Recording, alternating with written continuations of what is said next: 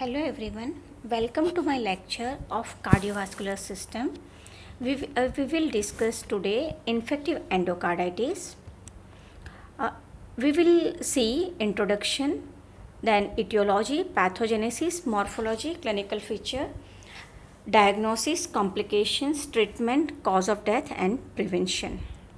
Now coming to introduction, infective endocarditis is a serious infection which is characterized by colonization or invasion of the heart valves or the mural endocardium by a microbe. This leads to formation of vegetation, this is very much important, which is composed of thrombotic debris and organism which is associated with destruction of underlying cardiac tissues. The aorta, aneurysmal sac, other blood vessels and prosthetic devices can also become infected. Most cases are caused by bacterial infection, so it is known as bacterial endocarditis. Prompt diagnosis and effective treatment of IE is important. Now coming to acute bacterial endocarditis, it is a fulminant and destructive acute infection of endocardium by highly virulent bacteria in a previously normal heart. This is very much important. Highly virulent bacteria, this acute bacterial endocarditis which is caused by highly virulent bacteria and in a previously normal heart. This is very much important. It produces necrotizing, ulcerative and destructive lesions. These infections are difficult to cure with antibiotics and usually surgery is required. It runs a rapidly fatal course in a period of 2 to 6 weeks in 50% of patients despite antibiotics and surgery. While subacute bacterial endocarditis, it is caused by less virulent bacteria in a previously diseased heart or on deformed valve. While acute, it is seen in previously normal heart and highly virulent bacteria. It is a less destructive lesion, gradual downhill course in a period of 6 weeks to a few months.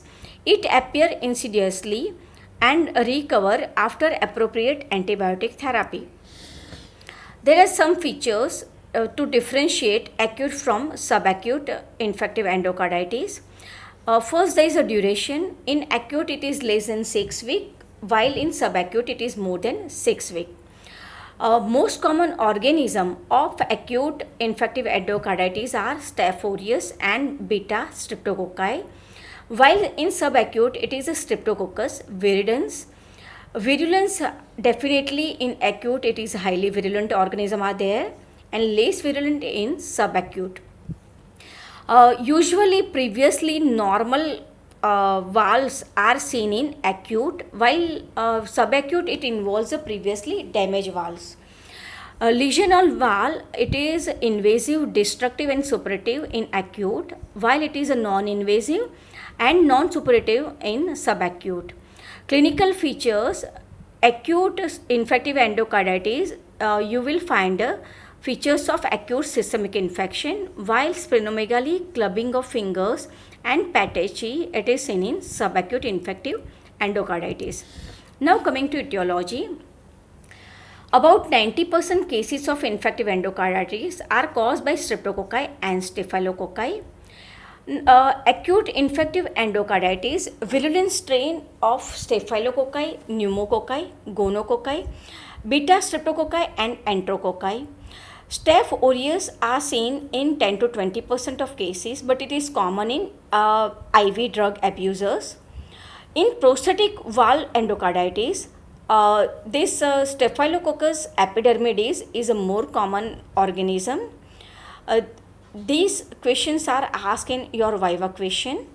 Other are Heg group organism, that is Haemophilus, Actinobacillus, etc. Subacute infective endocarditis, most common organism that is a Streptococcus viridans, which forms a part of normal flora of the mouth and pharynx. Less common that is Streptococcus bovis, Streptococci pneumoniae, Staph epidermidis, E. coli, etc. In 10% cases, no organism can be isolated from the blood, so it is known as culture negative endocarditis. Now coming to prosthetic valve infective endocarditis, it affects 3% of prosthesis patient. Highest risk seen in first 6 months of post-operative. It accounts for 10 to 20% of all infective endocarditis cases. Increase the risk in male, blacks, prolonged pump time, multiple valve replacement, and the organism that is a coagulous negative staphylococci, that is a Staphylococcus epidermidis, is there. Now coming to IV drug abuser, it accounts for about 25% of cases of IE in US. Male are predominantly affected. Pre-existing valvular disease are uncommon, and main organism that is Staph aureus, and mortality is less than 10%.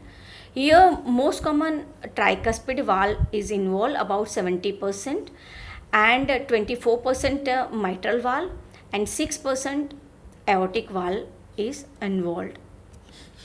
Now coming to predisposing factor, condition initiating transient bacteremia, septicemia and pyemia. Second, that is underlying heart disease, and third, that is impaired host defenses.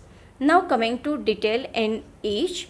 First, that is bacteremia, septicemia and pyemia due to periodontal infection.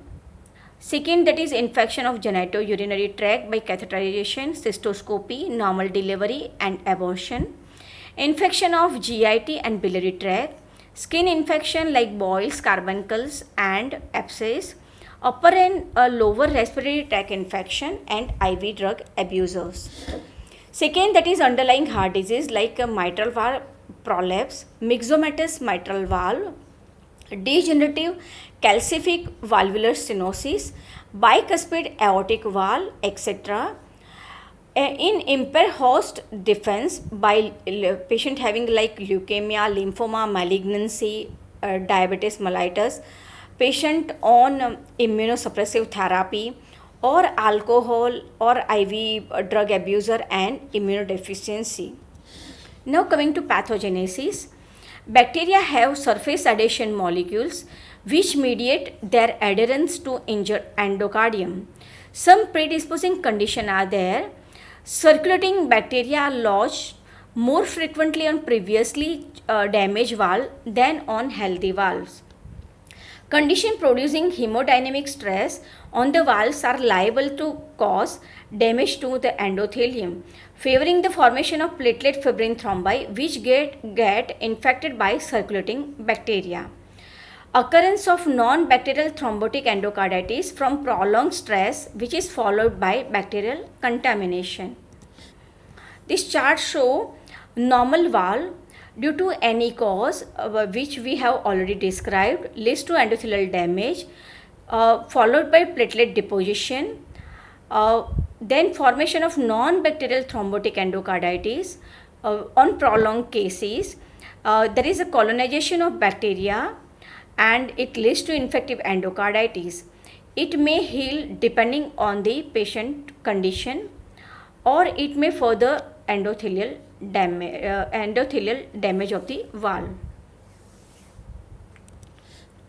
Now coming to morphology, the characteristic pathologic feature, that is the presence of typical vegetation or verrucae on the valve cusp or leaflet or on the mural endocardium. Valves affected most frequently on the mitral valve, that is valve of left heart, followed in the descending frequency, that is aortic, or simultaneous involvement of mitral and aortic, and it rarely involves the right side of valve of right side. But in IV drug abuser, the valve of right sided heart is involved. This is a Viva question. Vegetation that is located on the atrial surface of AV valves and ventricular surface of the semilunar valve. They begin from the contact area of the valve and may extend along the surface of valve and on to the adjacent endocardium. Vegetation in acute IE tends to be bulkier and globular than those of subacute infective endocarditis. The vegetation of subacute endocarditis are associated with less valvular destruction than those of acute infective endocarditis. The size here, this picture show, you will see a fungating polypoid like large multiple friable mass. The size of this vegetation or verrucare few to several centimeter. It is a grayish to greenish, irregular, single or multiple, and typically friable. Appearance may be flat or filiform or fungating or polypoid. Sometimes this vegetation erode into this underlying myocardium and produce an abscess leads to ring abscess. It may cause ulceration and perforation of the underlying leaflet.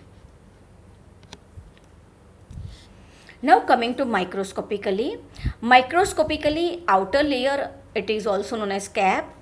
Here it is formed by eosinophilic material which is composed of fibrin and platelet. Deeper to it, there is a basophilic zone containing colonies of bacteria, and deeper zone consists of non-specific inflammatory reaction in the cusp itself, and in case of subacute infective endocarditis, there may be evidence of repair. In acute fulminant form of disease, you will find an inflammatory cell infiltrate, mainly neutrophil, and accompanied by tissue necrosis and abscess in the valve rings and in the myocardium. In subacute form, it is healed by granulation tissue and there is also mononuclear inflammatory cell infiltration and fibroblastic proliferation. In acute, you will find a neutrophilic infiltration. Here you will find a mononuclear inflammatory cell infiltration. Now this chart show there is a different types of endocarditis. Rheumatic, Liebman-Sachs, it is due to SLE, then non-bacterial thrombotic and bacterial, that is infective endocarditis. The valves commonly affected in rheumatic, that is a mitral alone or mitral and aortic combined, while in Liebman-Sachs, mitral or tricuspid. In non-bacterial thrombotic, mainly mitral valve is involved, while in infective, valve of left side of heart is involved. Location is very much important. In rheumatic and in bacterial, it is the same, occurs along the line of closure. In acute infective endocarditis, it is seen in previously normal, while in this subacute, it is seen in previously abnormal valve. Here you will find it occurs on the both surfaces of the valve leaflet or cusp and in the valve pocket. In non-bacterial thrombotic, it occurs along the line of closure. Macroscopically, rheumatic endocarditis, we will see in detail in next lecture. Small multiple warty, translucent grayish brown, firmly attached, generally produce permanent valvular deformity. Here is a friable, small to large, grayish, gray to greenish, irregular vegetation is seen. While in Liebman-Sachs, medium size multiple generally do not produce significant valvular deformity. Here in NBTC, NBTE, small but large than those of rheumatic, single or multiple brownish form but more friable than those of rheumatic. Different microscopy is there. Today we will discuss about bacterial. It is already we have discussed. In rheumatic, composed of fibrin with superimposed platelet thrombi and no bacteria is found. Adjacent and underlying endocardium show edema, proliferation of capillaries, mononuclear inflammatory infiltrate and occasional adsorb bodies. which is a diagnostic of this rheumatic endocarditis. Liebman-Sachs microscopically, it is composed of fibrinoid material with superimposed fibrin and platelet thrombi, and no bacteria is there. The underlying endocardium show fibrinoid necrosis, proliferation of capillaries, and acute and chronic inflammatory cell infiltration, including hematoxylin bodies of Gauss. Non-bacterial thrombotic endocarditis, which is composed of microscopically degenerated valvular tissue, fibrin, platelets, thrombi, and no bacteria is there. The underlying valve shows swelling of collagen, fibrinoid change, proliferation of capillaries, but no significant inflammatory cell infiltration. Now coming to clinical feature of infective endocarditis, most cases are present with fever. In acute infective endocarditis, stormy onset of rapidly developing high-grade fever, chills, weakness, and malaise. While in subacute, non-specific manifestation like slight fever, fatigue, weight loss, and flu-like symptoms. In the early stage, lesions are confined to the heart, while subsequent progression of the disease leads to involvement of extracardiac organs. Severe complication develops early in acute infective endocarditis than in subacute. Now coming to diagnosis, Duke criteria is very much important for diagnosis of infective endocarditis. Either pathologic or clinical criteria are involved. If clinical criteria are used, two major, one major plus 3 minor or 5 minor criteria for diagnosis of diagnosing infective endocarditis. Pathologic criteria are microorganisms demonstrated by culture or histologic examination in a vegetation, embolus from a vegetation, or in intracardiac abscess.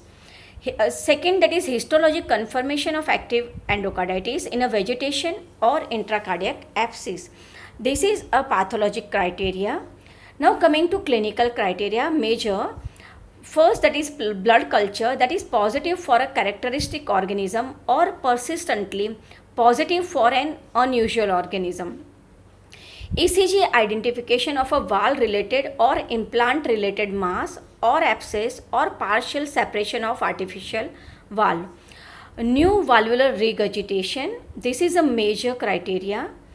Minor clinical criteria are predisposing heart lesion or IV drug abuser, fever, vascular lesion like arterial pathology, subungual or splintal hemorrhage, emboli, septic infarct, mycotic aneurysm, intracranial hemorrhage, and Genevieve lesions. Immunological phenomena like glomerulonephritis, Osler nodes, Roth spots, or rheumatoid factors. Microbiology evidence, a single culture positive for an unusual organism.